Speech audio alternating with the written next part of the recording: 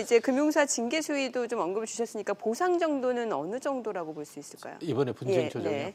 네, 말씀하신 대로 이제 분쟁 조정은 과실 비율을 정하는 거거든요. 그러니까 자동차 사고 났을 때 8대2다, 7대3이다 이렇게 과실 비율을 정하는 것이 분쟁 조정이거든요. 그러니까 분쟁 조정은 양쪽에 다 전제로 잘못을 했다는 전제하에 분쟁 조정을 하는 것이니까 사실은 이제 책임 범위가 어느 정도는 그 투자자에게 충분히 부여될 수밖에 없는 구조인데 지금 얘기는 뭐 70%다, 80%다 얘기도 나오는데 중요한 것은 전체 피해자들이 얼마의 평균치를 보상을 받느냐가 중요하거든요. 근데 지금 한 사람이 뭐 70% 받고 80% 받은 것은 의미가 없고요. 사실은 평균적으로 얼마를 더 이렇게 받을 수 있느냐가 문제인데 과연 이번에 평균적으로 50%를 넘을 수 있을 것이냐도 의문이고요. 또 하나는 이렇게 이번에 사기적인 판매 행위가 이루어졌음에도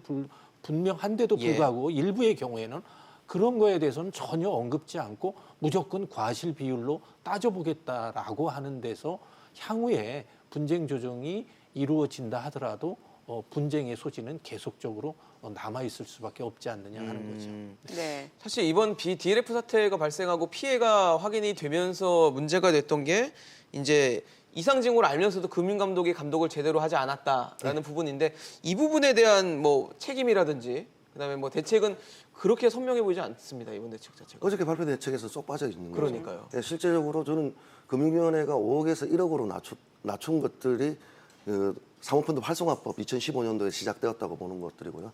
뭐 다른 건 다 차지하더라도 금융감독원이 작년에 미스테리 쇼핑을 해가지고 하나은행과 우리은행 같은 경우에는 부실 판매를 하고 있다는 것들을 알고 있음에도 불구하고 종이 한 장 받고 말아버린 것들이었거든요. 작년에만 막았어도 올해 가입 금액 피해자들은 나오지 않았는데 특히 우리은행 같은 경우에는 독일 피해자들이 올해 다 가입을 했던 경우들이었거든요.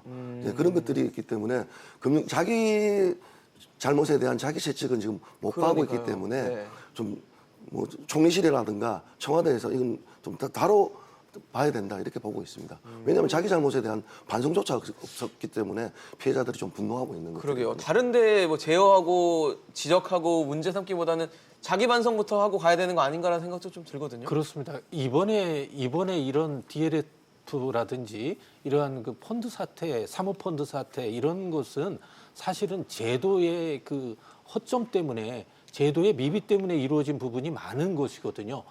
그럼에도 불구하고 그 부분에 대한 책임은 전혀 언급이 없이 마치 은행의 책임, 판매 중심의 문제가 있었던 것에 초점만 맞춘 그러한 대책은 사실상 서류 한 장 더 추가하는 정도의 대책이라는 점에서는 이게 지속적인 어떤 그러한 효과를 발휘하기는 어렵다는 점에서는 새로운 대책이 좀 필요하지 않느냐, 새로운 시각의 대책이 필요하다 이렇게 볼 수 있겠습니다. 네, 알겠습니다. 어제 발표된 DLF 사태 재발 방지 대책에 대해서 두 분과 함께 이야기 나눠봤습니다. 김득희 상임대표, 조남희 원장이었습니다. 잘 들었습니다. 고맙습니다. 감사합니다. 감사합니다.